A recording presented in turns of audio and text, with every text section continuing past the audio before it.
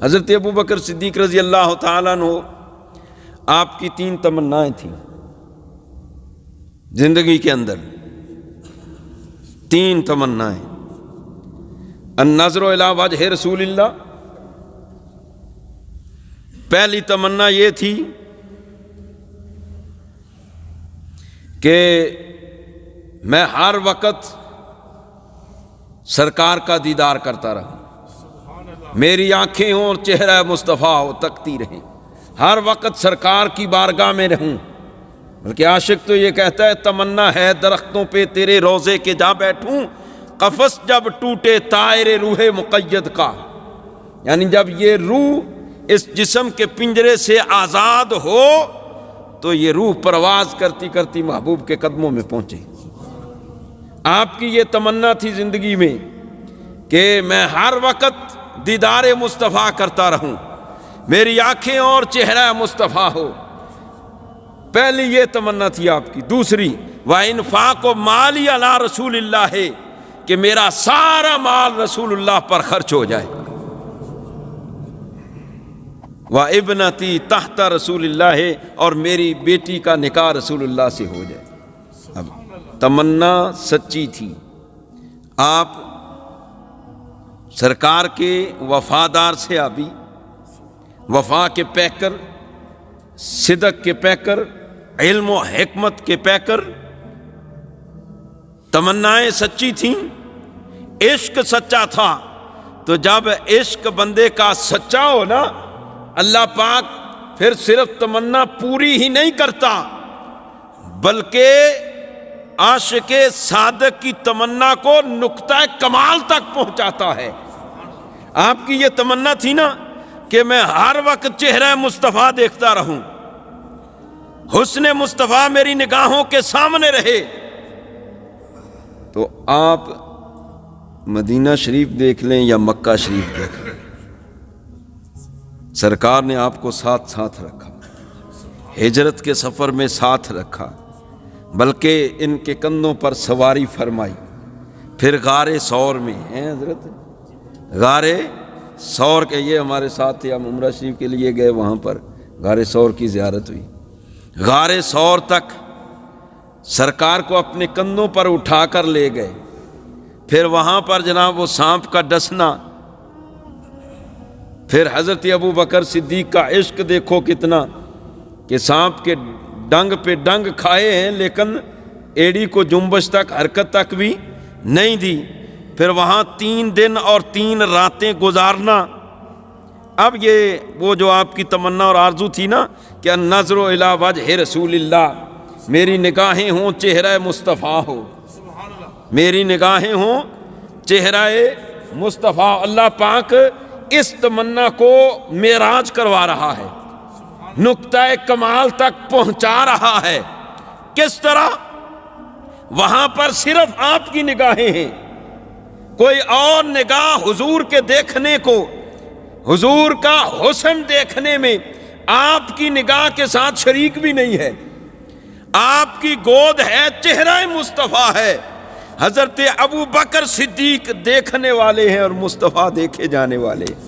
وہاں تیسرا وہ رب منظر دیکھ رہا ہے، حضور دیکھے جانے، اور اتنا قرب کہ آپ کی گود میں سرکار کا رخ انور ہے اور آپ دیکھے جا رہے ہیں، اور دیکھنے کے اندر اتنا مزہ تھا کہ آپ کو سانپ کے ڈسنے کا احساس نہیں۔ پھر اگر احساس ہے بھی تو عشق تو دیکھے نا، جے سونا میرے دکھ وچ راضی تو میں سکھ نو چلے پاواں، شراب عشق احمد میں ڈھنگ پہ ڈھنگ جو کھائے جا رہے، تکلیف تو ہوتی ہے یار۔ کسی کو یہ تھوڑی سی یہ کیا اس کو کہتے، چھوٹی سی چیز ہے مکڑی یا مچھر کو ڈنگ مار لے کتنی پریشانی ہو جاتی ہے، تو سانپ جو ہزاروں سال سے جناب اس غار میں رہ رہے، اس کا ڈنگ اور پھر اس کا زہر کتنا خطرناک ہوگا، ابو بکر صدیق وہ برداشت کر رہے ہیں۔ شراب عشق احمد میں کچھ ایسی کیف و مستی ہے کہ جان دے کر بھی 1-2 بوند مل جائے تو سستی ہے۔ آپ نے ایڑی کو ہلایا نہیں، آپ تو دیدار یار میں محو ہیں، وہ حضور کے حسن کے اندر اتنا محو ہیں کہ آپ نے کہا ایک مرتبہ کیا 2 مرتبہ کہ تو ڈستا رہے، ہم تو یار کے جلوے دیکھتے رہیں گے، ہم یار کے آرام میں خلل بھی نہیں آنے دیں گے۔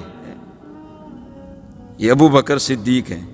تمنا آپ کی ہے کہ النظر الی وجہ رسول اللہ، میری آنکھیں ہوں چہرہ مصطفیٰ، دیکھتی رہیں دیکھتی رہیں، بس آپ دیکھتے رہے۔ پھر 3 دن دیدار کرتے رہے مسلسل، پھر رنگ کیا چڑھا، اللہ پاک نے اس تمنا کو نقطہ کمال تک پہنچایا نا، پھر رنگ کیا چڑھا۔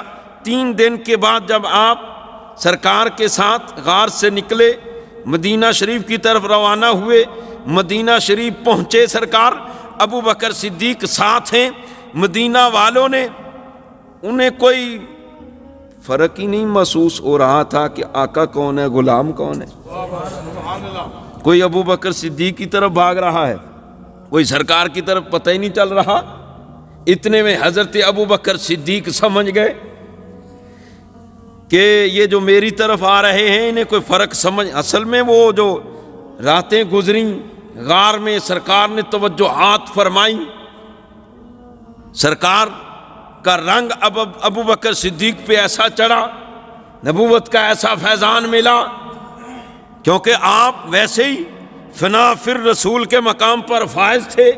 اسی لیے تو علامہ کہتا ہے ذرہ عشق نبی از حق طلب، سوز صدیق و علی از حق طلب۔ اللہ پاک سے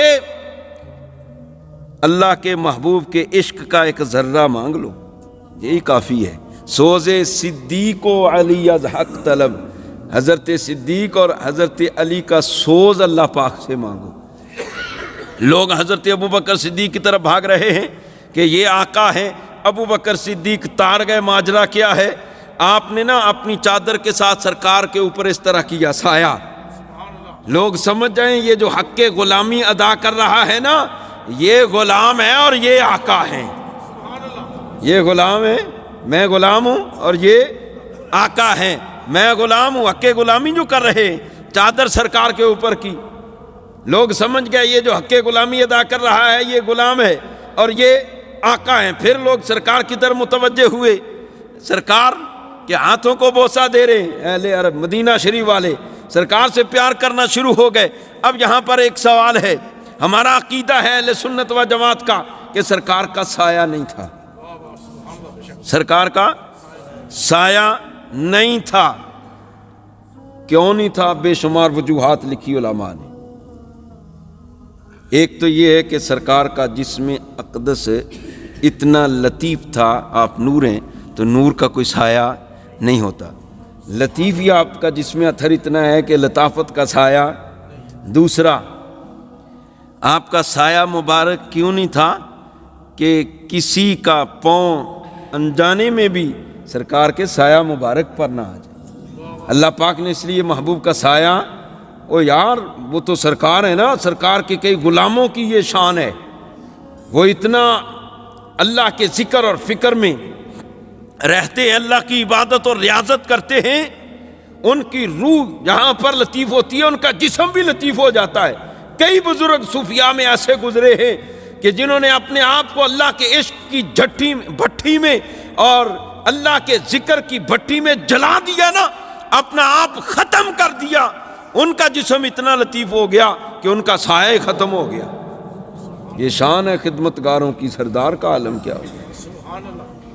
آپ دیکھتے نہیں ہیں کہ جب بندہ ایک نمازی ہے، پرہیزگار ہے، روزے رکھتا ہے اور اللہ کا ذکر کرتا ہے تو وہ کتنا ہلکا پھلکا سا ہوتا ہے، وہ کیا ہوتا ہے؟ وہ جسم کی لطافت ہوتی ہے، جسم سے کثافت ختم ہوتی ہے، بندہ اپنے آپ کو پرسکون محسوس کرتا ہے۔ یہ تو عام بندہ ہے، ساری دنیا کی عبادت ایک طرف ہے، ساری دنیا کے جتنے بھی اولیاء ہیں ان کی عبادت، ریاضت، زہد، تقوی، طہارت ایک طرف۔ سرکار کو داتا صاحب فرماتے ہیں نبی پاک صلی اللہ علیہ وآلہ وسلم کے ایک سانس جو آپ نے لیا اس کو بھی نہیں پہنچ سکتی، تو سرکار کا جسم کے اندر کتنی لطافت ہوگی۔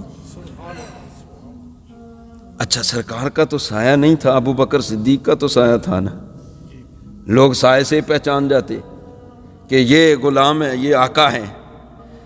یہاں پر شاہ کہتے ہیں کہ سرکار نے اتنی ان پر توجہات ڈالی، ان ایسا رنگ چڑھایا جہاں ظاہری شکل و صورت اتنا حسن چڑھا، وہاں پر ان کا بھی سایہ ختم ہو گیا تھا۔ سرکار کی ایسی توجہ، یہ توجہ صوفیاء کرام بھی فرماتے ہیں۔ سرکار کی امت کے اولیاء حضرت خواجہ باقی باللہ رحمۃ اللہ علیہ، یہ حضرت مجدد الف ثانی رحمۃ اللہ علیہ، شیخ احمد سرہندی آپ کے پیر و مرشد ہیں، حضرت خواجہ باقی باللہ رحمۃ اللہ علیہ۔ آپ اللہ کی عبادت میں ہیں، مہمان آ گئے آپ کے، خوش بھی ہوئے ہیں، پریشانی بھی تھوڑی سی ہوئی۔ خوش اس لیے کہ چلو مہمان آئے ہیں، مہمان کی خدمت کرنا سنت ہے، تو سنت پہ عمل کرتا ہوں۔ پریشان ہو گئے کہ کچھ بھی نہیں ہے پاس، ان کی مہمان نوازی کیسے کروں۔ ابھی اسی کشمکش میں تھے کہ پڑوس میں ایک نان بھائی رہتا تھا، آپ کا ہمسایہ، وہ نان بھائی تھا، وہ کھانا لے کر آ گیا کافی سارا، آپ کی بارگاہ میں پیش کیا۔ سرکار آپ کے مہمان آئے، آپ ان کی خدمت کریں، تواضع کریں۔ آپ نے نا مہمانوں کی جناب خدمت کی، مہمانوں نے کھانا کھایا، وہ چلے گئے، آپ نے اس نان بھائی کو بلا لیا، حضرت خواجہ باقی باللہ رحمۃ اللہ علیہ، بلا کر فرمانے لگے کہ تو نے میرے مہمانوں کو خوش کیا ہے تو میں تجھ پر خوش ہو گیا، اب بتا تو کیا مانگتا ہے، مانگ، جو مانگے گا میں دوں گا۔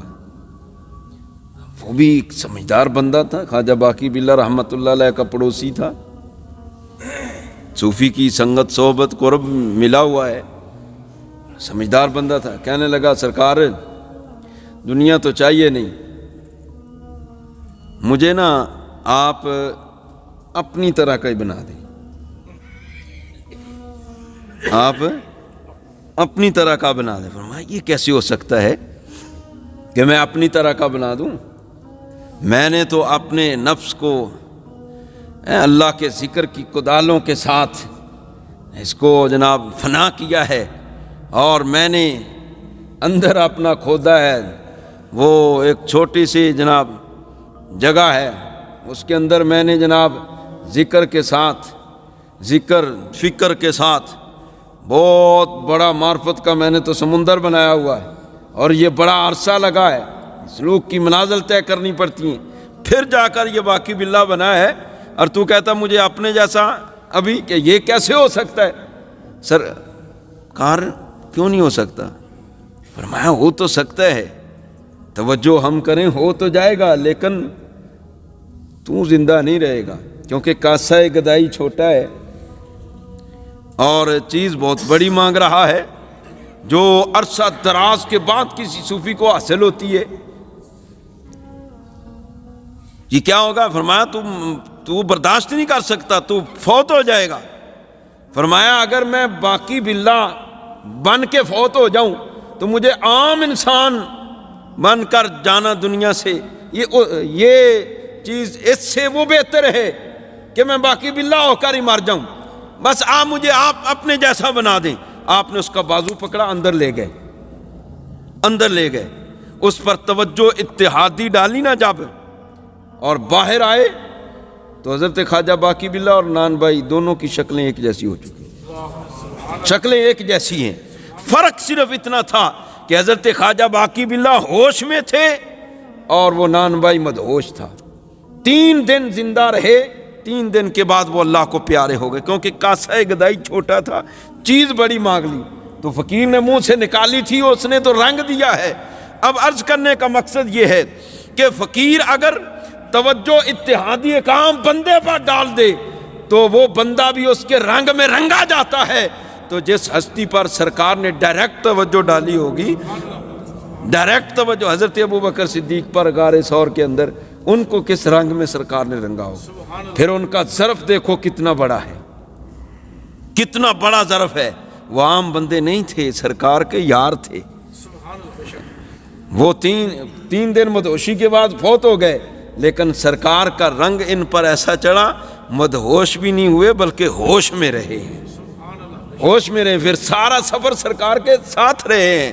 تو گرامی قدر حضرات، تمنا جب سچی ہو تو اللہ پاک اس تمنا کو معراج کروا۔ پھر دوسری تمنا یہ تھی وَإِنْفَاقُ مَالِي عَلَىٰ رَسُولِ اللَّهِ، میرا سارا مال سرکار کے قدموں پر نچھاور ہو جائے۔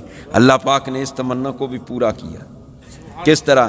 غزوہ تبوک کے موقع پر حضرت ابوبکر صدیق رضی اللہ تعالیٰ عنہ نے سارا مال سرکار کی بارگاہ میں پیش نہیں کیا نا، سارا مال۔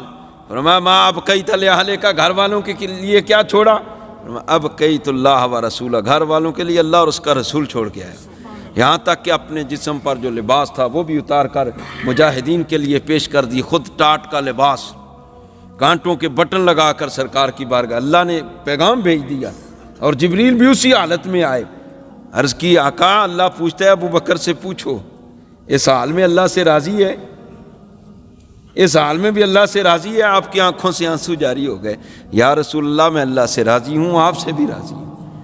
یہ ہے دل، ہے وہ دل جو تیری یاد سے معمور رہا، سر ہے وہ سر جو تیرے قدموں پہ قربان۔ حضرت ابو بکر صدیق، رات کتنی کو ہوتی ہے، یہ رات کی بھی جدائی سرکار کی یہ برداشت نہیں کر۔ اماں عائشہ فرماتی ہیں جب ہم آپ کے کمرے کے قریب سے گزرتے تھے تو اس طرح کی سمیل آتی تھی جس طرح کہ گوشت سڑ رہا ہو، گوشت نہیں سڑتا تھا۔ حضرت ابو بکر صدیق رضی اللہ تعالیٰ عنہ کا دل جلتا تھا سرکار کے ہجر اور فراق میں۔ آپ خود سرکار کی بارگاہ میں حاضر ہو گئے ایک مرتبہ تلوار لے کر۔ عرض کی آقا، ابو بکر یہ غلام حاضر ہے، یہ تلوار بھی حاضر ہے، آپ حکم دینا تو میں اپنے ہاتھوں سے اپنا سر اتار کر اپنے قدموں میں رکھ دوں گا۔ غیرت اتنی ہے کہ آپ کے والد ابو قحافہ نے سرکار کے بارے میں کوئی بات کی تو آپ نے زوردار تھپڑ لگا دیا تھا۔ سرکار کی بارگاہ میں مقدمہ گیا، فرمایا پتہ نہیں والد کا کتنا مقام ہے، کتنی شان ہے؟ جی پتہ ہے۔ میں کیوں مارا ہے؟ آقا میں نے تو صرف اس کو تھپڑ ہی مارا ہے، اس وقت میرے ہاتھ میں تلوار ہوتی تو میں اس کا سر تن سے جدا کر دیتا، اس لیے کہ اس نے آپ کی شان میں بکواس کی تھی۔ یہ بعد میں فتح مکہ کے موقع پر آپ کے ابا جی اسلام لے آئے تھے، مسلمان ہو گئے تھے، اور آپ کو یہ شرف حاصل ہے کہ آپ کی بیعت وقت جناب آپ کے ابا جی، آپ کے بیٹے، آپ کے پوتے، یہ 4 نسلیں صحابیت کا شرف ان کو حاصل ہے۔ حضرت ابو بکر صدیق رضی اللہ تعالیٰ عنہ،